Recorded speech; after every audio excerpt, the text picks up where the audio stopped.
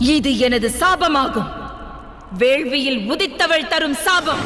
துச்சாதனனின் உடலிலிருந்து பெருகி வரும் செங்குருதியை அள்ளி அவிழ்ந்த என் கூந்தலில் தடவாதவரை விரித்த என் கூந்தலை என்றும் நான் அள்ளி முடியேன்.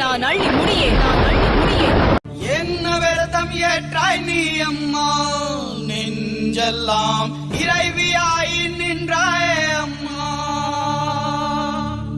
உன்னை கண்டால் காலனுக்கே ஜக்கம்மா, கண்ணிரண்டும் கலங்கும் அம்மா.